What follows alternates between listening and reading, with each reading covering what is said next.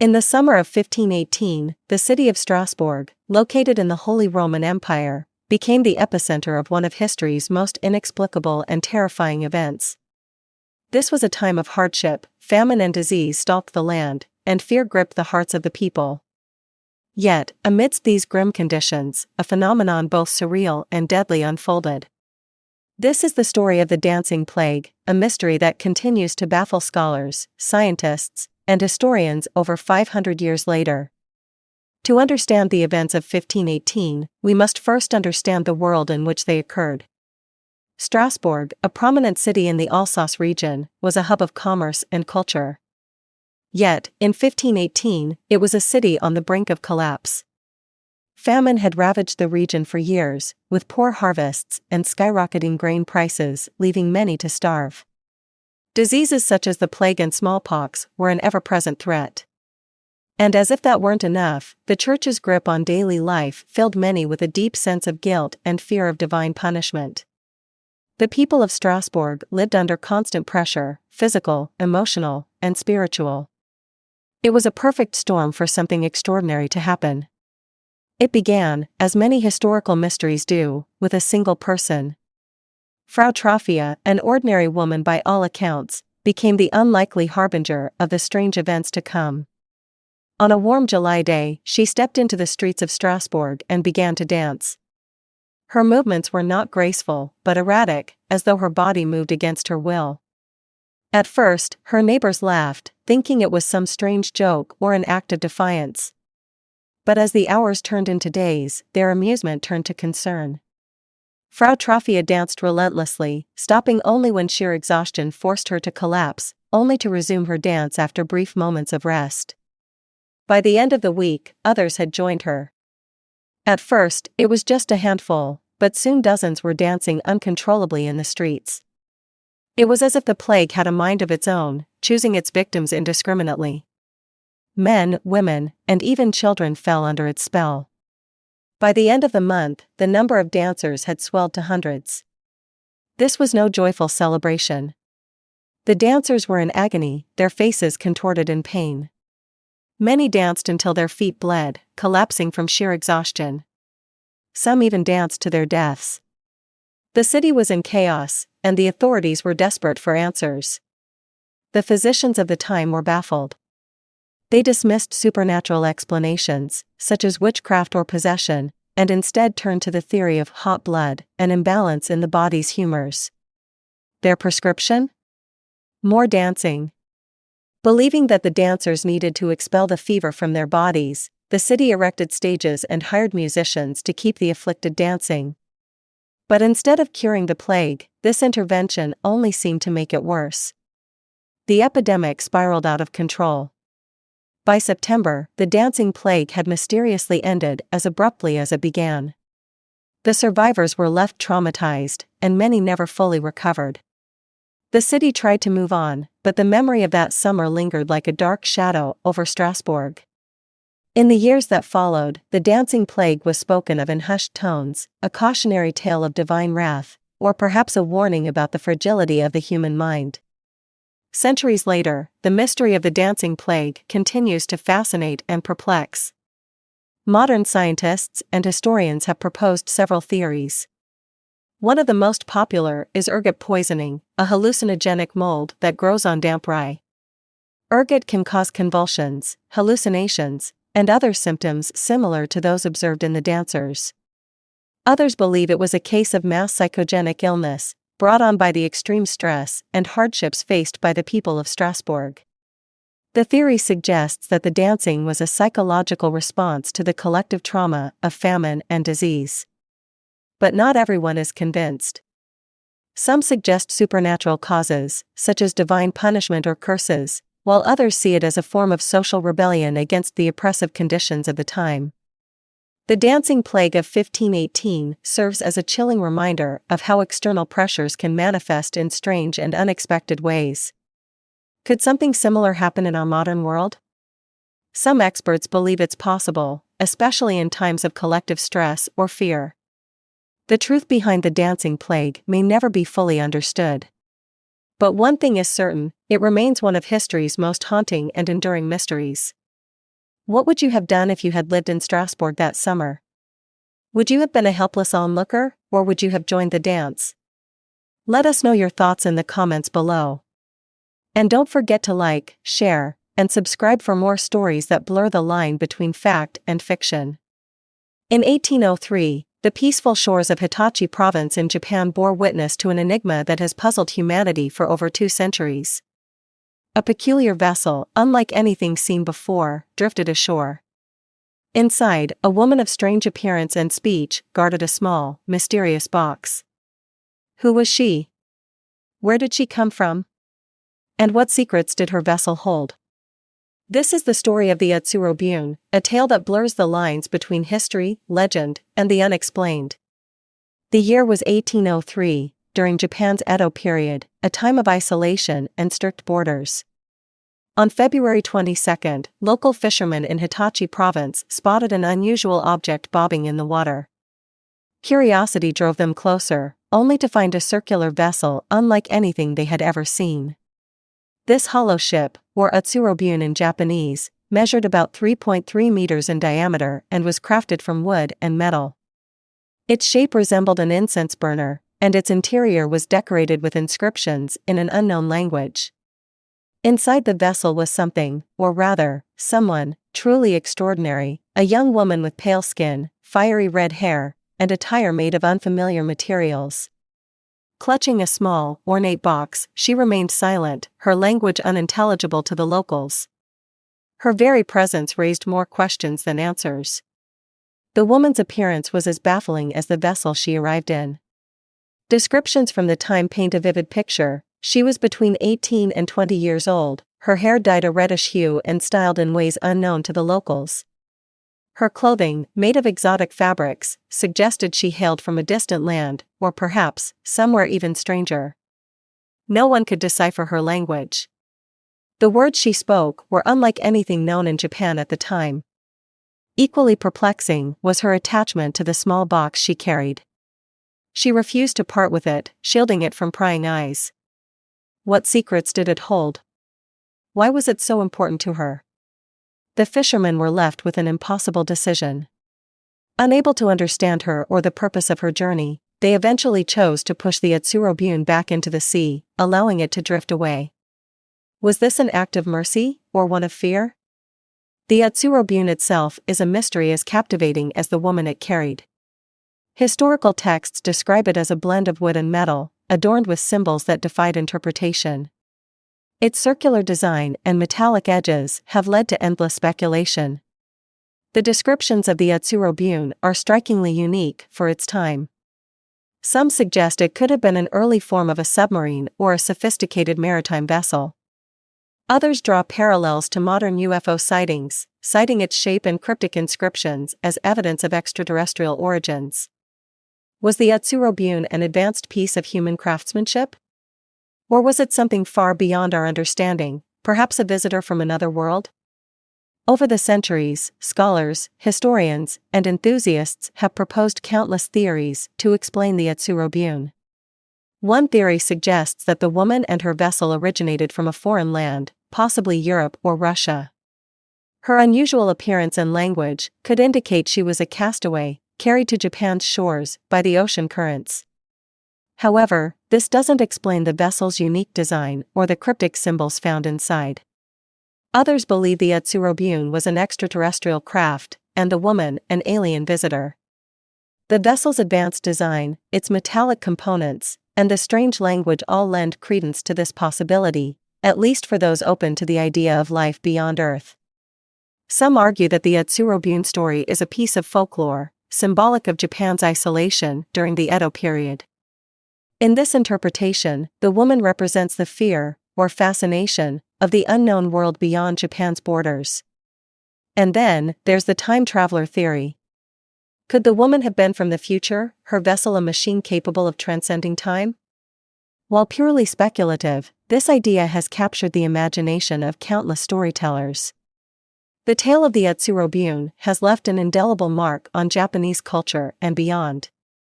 From inspiring art and literature to fueling debates among UFO enthusiasts, its legacy endures as one of Japan's greatest mysteries.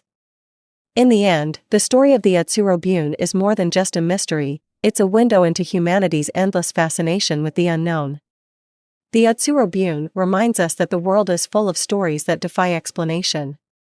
Whether it was a foreign ship, an alien craft, or a tale born from human imagination, the mystery endures. What do you think? Was this an early encounter with extraterrestrial life, or something else entirely? Share your theories in the comments below.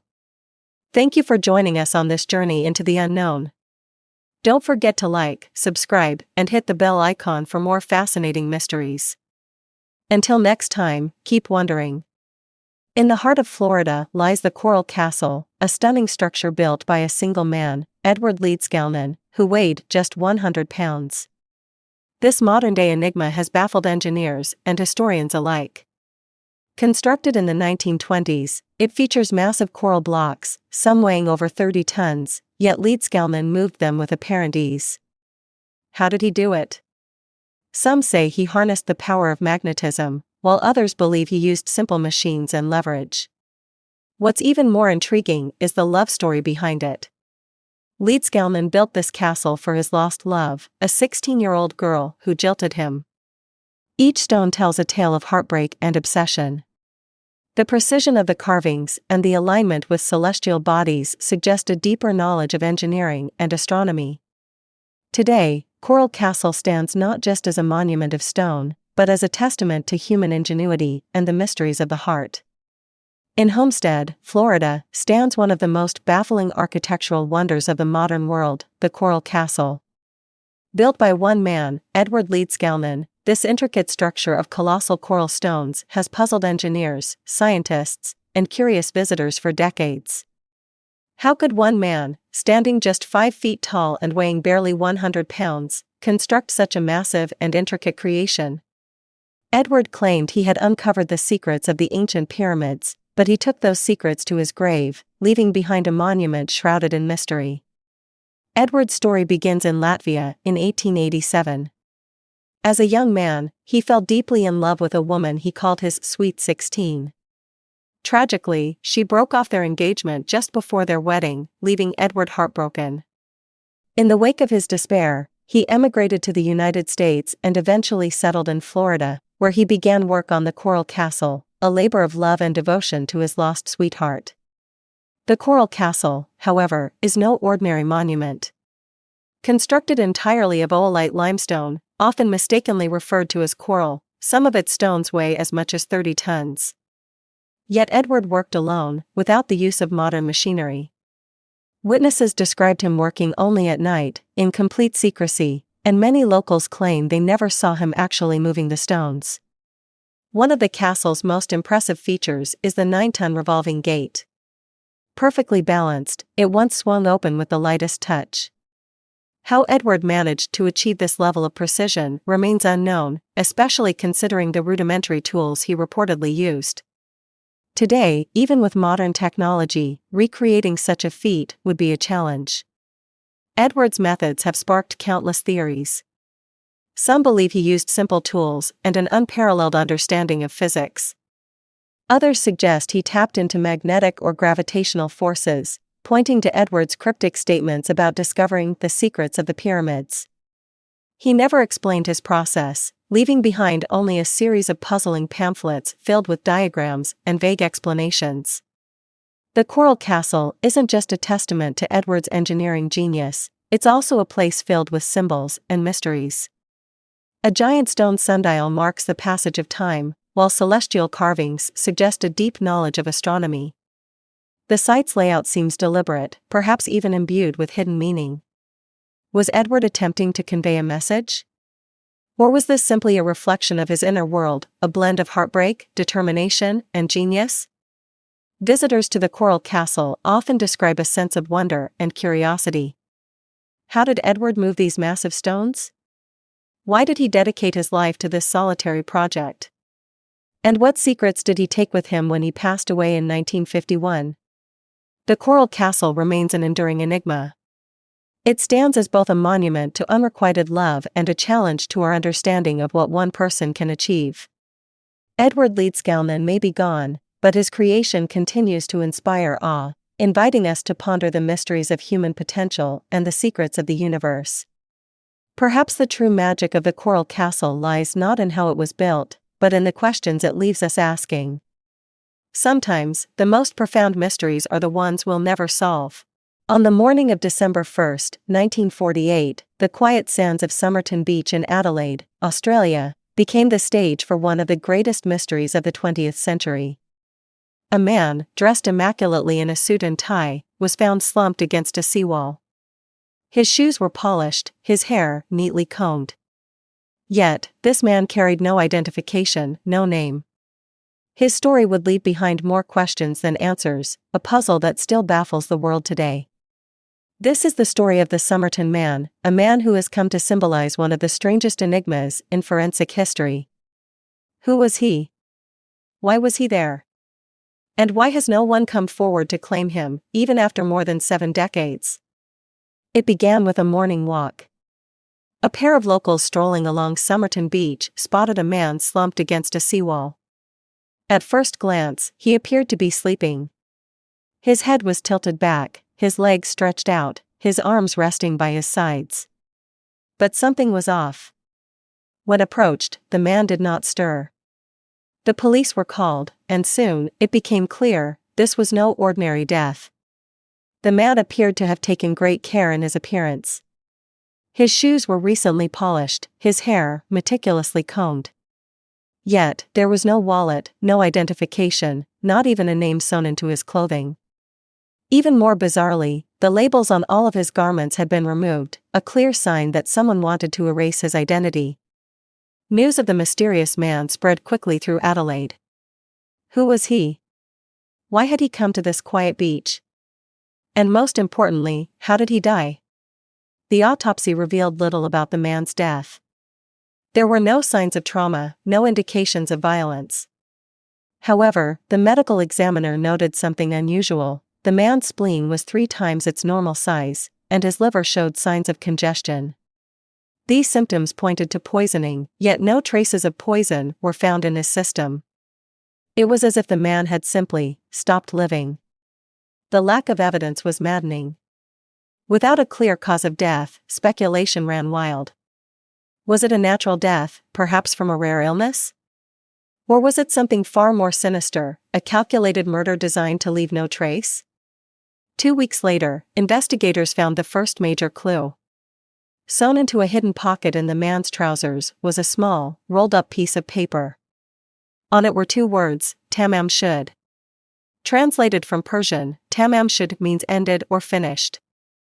The phrase appeared in the final page of a rare poetry book, the Rubaiyat of Omar Khayyam. This cryptic clue raised more questions than answers. Why would this man carry such a specific phrase in a hidden pocket? And what was its significance? The phrase was eventually traced to a copy of the Rubaiyat that had been discarded in a man's car near Somerton Beach. Inside the book, detectives found yet another clue, a series of letters scrawled in the back. To this day, no one has deciphered these letters. Was it a code? A cipher used by spies? Or a random jumble of letters with no meaning at all? With no identity, no cause of death, and a cryptic message as the only clue, the case took on a life of its own. Over the decades, countless theories have emerged. Some believe the Somerton Man was a Cold War spy. During the 1940s, Adelaide was home to a secretive U.S. military base. Could the man have been involved in espionage, his death the result of international intrigue? Others suggest a more personal explanation. Was the man's death a tragic love story? Some speculate he had traveled to Adelaide to reunite with a lover, only to meet a tragic end. And then there's the possibility of an untraceable poison, one that left no residue, a theory that points to sophisticated knowledge of toxicology. Despite decades of dead ends, recent advancements in forensic science have reignited hope in solving the mystery. In 2021, researchers extracted DNA from the man's preserved hair and began building a genetic profile. Early results suggest a possible connection to the United States, raising new questions about the man's origins and his ties to Australia. Today, the Somerton Man remains one of the most enigmatic figures in Australian history. His story has inspired books, documentaries, and even songs. But for every theory that emerges, a new question arises. Who was this man? Was he a victim of foul play, or did his death hold a deeper, more personal meaning? Perhaps, like the phrase he carried in his pocket, the Somerton Man story was meant to remain unfinished, an eternal riddle, forever shrouded in mystery. What do you think happened to the Somerton Man? Could the key to solving this puzzle still be out there, waiting to be discovered? Let us know your thoughts in the comments below. On a chilly November morning in 1970, a hiker stumbled upon a discovery that would baffle investigators for decades.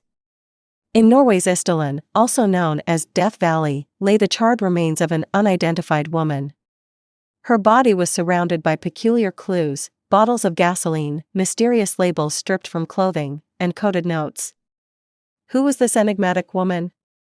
Was she a spy, a victim of foul play, or did she take her own life? This is the unsolved mystery of the Isdal woman, a case that defies explanation.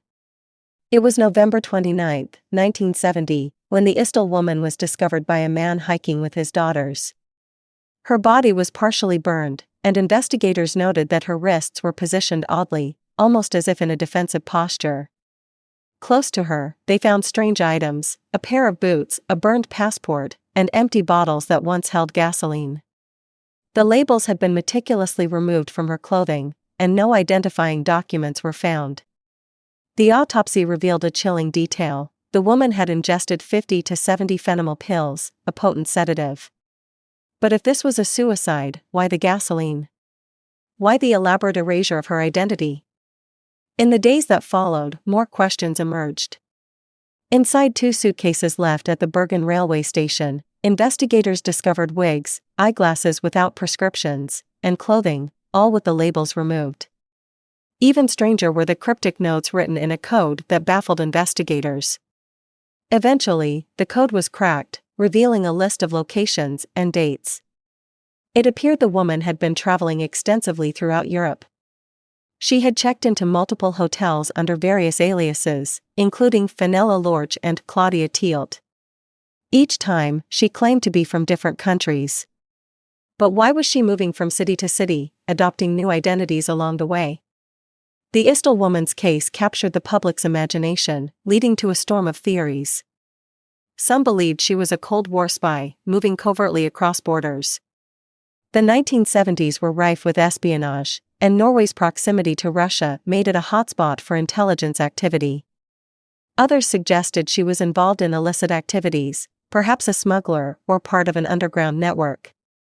There were even whispers of the supernatural, with some claiming the area around her body was cursed, a nod to the name Death Valley.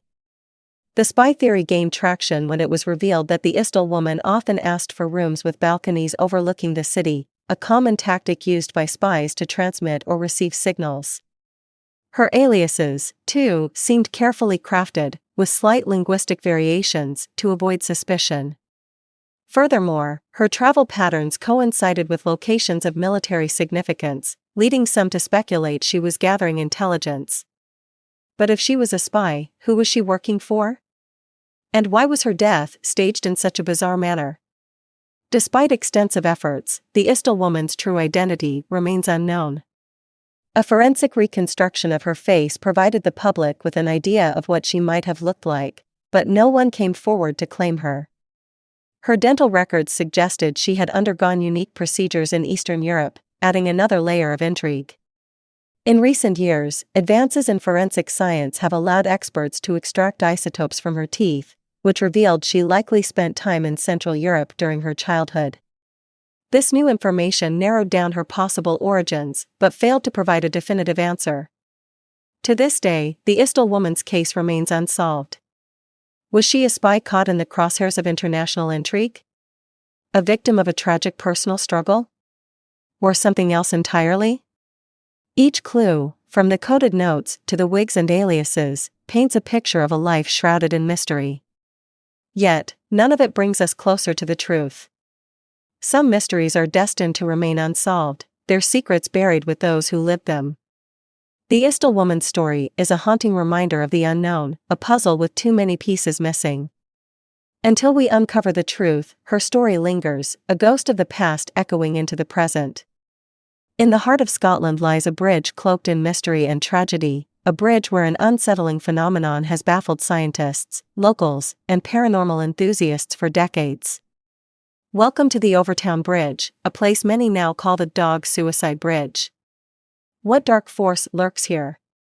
Is it science, superstition, or something more sinister? Since the 1950s, this picturesque stone bridge near Dumbarton has earned a chilling reputation. Reports claim that over 50 dogs have inexplicably leapt to their deaths from this very spot. What compels these otherwise healthy dogs to jump? Some say it's the work of malevolent spirits. Overtown Bridge is steeped in local lore. The area is said to be a thin place, a Celtic term for locations where the veil between the physical world and the spiritual realm is at its thinnest. Could this explain the strange happenings here? Dogs have an acute sense of smell, far beyond human capability. The most plausible explanation is that the dogs are attracted by the scent of mink, which are abundant in the area. Mink scent contains pheromones that can excite dogs, especially hunting breeds. This could explain why certain dogs leap off the bridge, unaware of the fatal drop below.